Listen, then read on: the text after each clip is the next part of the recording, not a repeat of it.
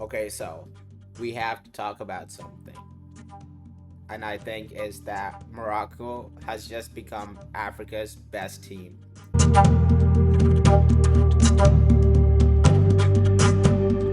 Let's be honest. I did not expect myself to be saying those words before the tournament even started. Because coming into the World Cup, if you asked most people who Africa's number one team was, they would have probably said Senegal, including me. Some would have said Egypt, others would have picked Ivory Coast. So, after watching what Morocco has done against the likes of Brazil, Scotland, and Haiti, I think it's time to have a different conversation about them. Morocco officially taken the crown as Africa's best team? Or are we getting carried away after just a few games? That's exactly what we're talking about today. Hi, welcome back to Nuba Goals, where African football takes center stage. Let's get into it. Morocco's case starts with one simple fact. They've backed up everything they've accomplished in 2022. A lot of people thought that the semifinal run 4 years ago in Qatar was just a once in a lifetime tournament. A perfect draw, a little bit of luck. You can say a team catching lightning in a bottle. But this tournament has shown that wasn't the case at all. Morocco opened the tournament with a 1-1 draw against Brazil, and that wasn't one of those games where they defended for 90 minutes and somehow escaped with a point. They competed, they looked organized, they created chances, and they looked like they belonged on the same field as one of the biggest footballing nations in history. Then came Scotland. This was the kind of match that tells you whether a team is truly mature. After such an emotional result against Brazil, it would have been easy to just lose focus. Instead, Morocco stayed disciplined and won 1-0. Championship teams don't just show up for the big games. They take care of business when they're expected to. Then, against Haiti, Morocco scored 4 goals and finished the job. No panic, no unnecessary drama, just another professional performance that secured their place in the knockout stage. And that's what I think Morocco's biggest strength right now is. Isn't just talent, it's consistency. Now, let's compare them to other African teams in the World Cup. Starting with Senegal. Before the tournament, I actually thought Senegal was Africa's best chance to make another deep run in the World Cup. They got a squad full of talent, they've got experience playing at the highest levels in Europe. But this tournament hasn't gone the way many people expected. Losing to France wasn't shocking. France are one of the favorites in the tournament, but the loss to Norway really hurt them. It puts Senegal under pressure, and suddenly the team that many people considered Africa's number one is fighting just to stay alive. But as I'm recording this match right now, they're beating Iraq 2-0, so hopefully it's 3 points is enough for them to advance to the next stage in the competitions. Only time will tell what other teams do, so we will see what happens. Do I think Senegal are dangerous? Absolutely. But based on this tournament alone, Morocco has looked more convincing, honestly. Then there's Ivory Coast. Honestly, they've probably had one of the best tournaments of any African nation.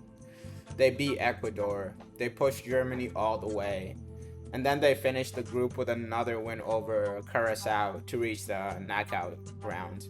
Ivory Coast deserves a lot more respect than they are getting. They are physical, they are fast, and they have players who can decide matches in an instant just like that.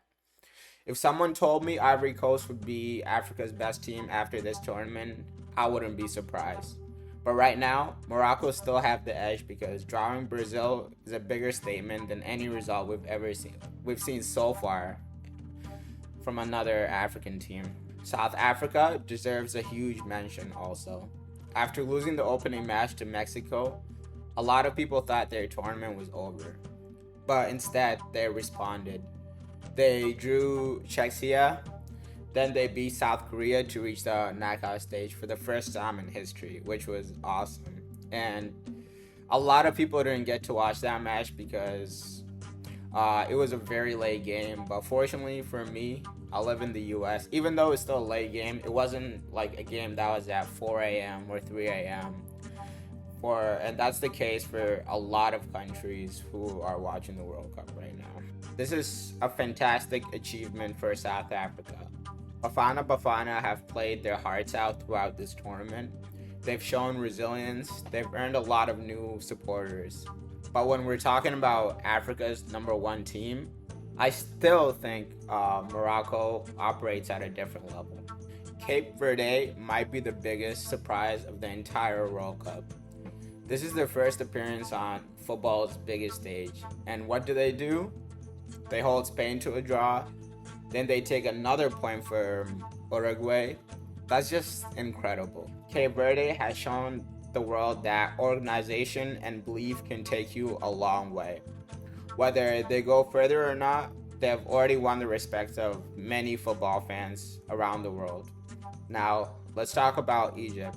Egypt has quietly put together a solid tournament as well. Drawing Belgium was a good result. Then they beat New Zealand to put themselves in a strong position.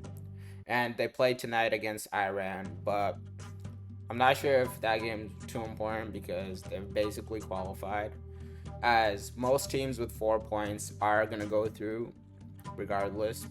With Mo Salah and Omar Marmoush, Egypt always has quality in attack.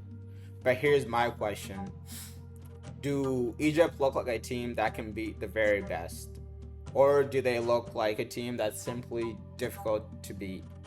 For me, Morocco has shown more confidence against elite opposition. Ghana has also impressed me very much in this tournament. They beat Panama, then they held England to a scoreless draw. Keeping England quiet is never easy. Ghana has looked disciplined, compact, and well organized throughout the whole tournament. They are still very much alive in this tournament, but they still need one signature result before I can put them ahead of Morocco. But so far for them, Ghana has been doing really good, considering that they're without their best player, Kudus, from injury. But yeah, nonetheless, they've been very impressive for me so far. DR Congo also surprised me a lot and deserve a lot of credit. Drawing Portugal in your return to the World Cup was a fantastic result. Even though they narrowly lost to Colombia afterwards, they've shown that they belong on the stage. They are fearless, they compete, and they've earned a lot of respect. And the goalkeeper Mpasi, wow, he's an incredible goalkeeper. He basically kept Congo alive during the Colombia game all game. And if it wasn't for him, there could be an argument made that they would have lost way worse. And then Algeria. They've had a mixed tournament. The heavy defeat against Argentina exposed some weaknesses, but they responded with an important victory over Jordan to keep their hopes alive. That response matters a lot. Unfortunately, Tunisia had the toughest tournament of all the African teams. 3 matches, 3 defeats. They've struggled defensively and haven't looked like the disciplined Tunisia we're used to seeing. Sometimes football is simply about timing, and this just hasn't been their tournament, unfortunately. So all in all, where does this leave us? For me, this is how I'd rank Africa's top teams right now on June 2026. June 26, 2026. So, at number 1, I have Morocco. Number 2, I have Ivory Coast. Number 3, give me South Africa, Bafana. At number 4, Ghana. Number 5, Egypt. But you could argue those 2 teams can flip. At number 6, we have Cape Verde. They would be a lot higher, but it's just draws. Every other team I mentioned right now has had a win. But to be fair, they did play 2 very tough teams. But I think number 6 is good for them for now. Number 7, I have Senegal. Number 8, Congo DR. Number 9, Algeria. And 10, obviously Tunisia with 0 wins and 0 points, unfortunately. Now, that doesn't mean this is how history will remember these teams. It doesn't mean Morocco has permanently replaced Senegal or Egypt as Africa's biggest footballing nation. But based on this World Cup, Morocco has earned the #1 spot so far. They've been consistent. They've beaten the teams they should beat. They've competed with one of the tournament's favorites. They've shown the confidence of a team that expects to win. The real test is still ahead, though. The Netherlands are awaiting Morocco in the round of 32. If Morocco somehow win this match, I think the debate is done and dusted. The debate is over. They won't just be Africa's best team. They'll be one of the most dangerous teams left in the World Cup. So now, I want to hear from you. Has Morocco officially become Africa's best team, or do you still think another African nation deserves that title? Let me know your thoughts in the comments down below. If you enjoyed this video, don't forget to like and subscribe and turn on notifications. This is Nuba Goals, where African football takes center stage. Peace.